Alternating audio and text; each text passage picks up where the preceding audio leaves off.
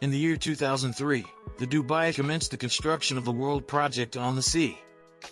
This project comprises 300 islands in the shape of Earth, intended to host luxury villas, hotels, beach resorts, and unimaginable attractions. Indeed, during the world's advertisement, it was dubbed the Land of Paradise. However, even after 2 years of completion, the islands remain unoccupied. The question arises, what actually happened here? Why is Dubai's chic's dream unfulfilled despite the endorsement by high-profile celebrities? So, let's uncover each and every bit of this project in this video. We are well aware of how Dubai's ruler, Sheikh Mohammed bin Rashid Al Maktoum, has achieved an unparalleled transformation of Dubai over the past 30 years.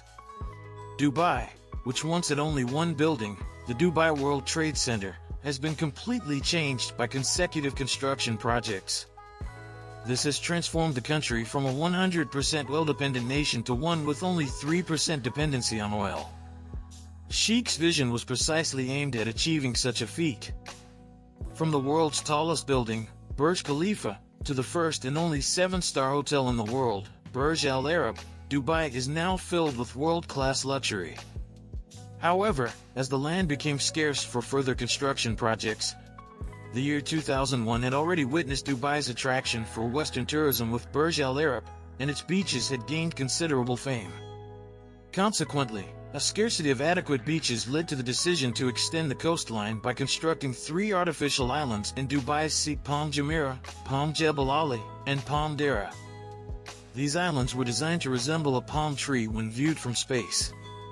In 2001, the initiation of Palm Jumeirah's construction took place, possibly because it was the smallest among the 3 islands.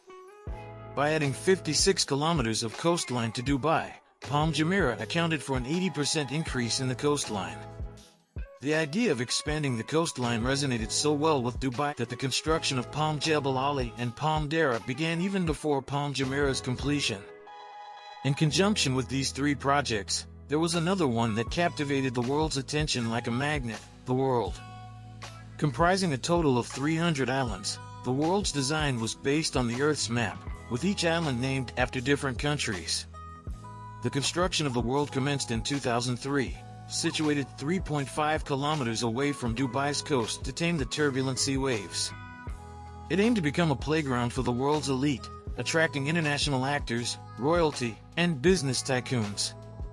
Some purchased islands for personal use, while others participated through advertisements. The price of the smallest islands was set at $15 million, while the larger ones were sold for a staggering $50 million. Dubai experienced similar success with the world as it did with its previous projects, with over 60% of the islands sold before the project's completion in 2008. The high cost of these artificial islands can be attributed to the tremendous challenges involved. Building even a small island amidst such ferocious waves is an extremely arduous task. Nevertheless, Dubai managed to construct 300 islands, utilizing vast amounts of sand equivalent to filling an entire stadium from top to bottom. The stones used in the world's construction weighed as much as 5.5 lakh train engines.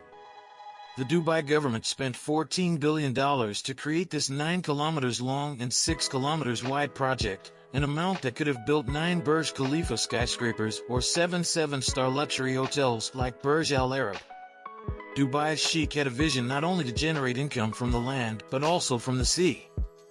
And that was the reason why Sheikh wanted to build the Land of Paradise on the sea. But what happened that despite so much pomp and grandeur, these islands are still empty for the last 12 years? The first reason for the failure of the world is its design. Everyone expected that the project would be made according to the shape of the Earth, but after the completion of the project, it was found that it is quite different from the shape of the Earth. In fact, the shapes of most of the islands were quite different from the shape of actual countries, which made the investors disappointed. But the change in the design was not the only reason behind the failure of the world.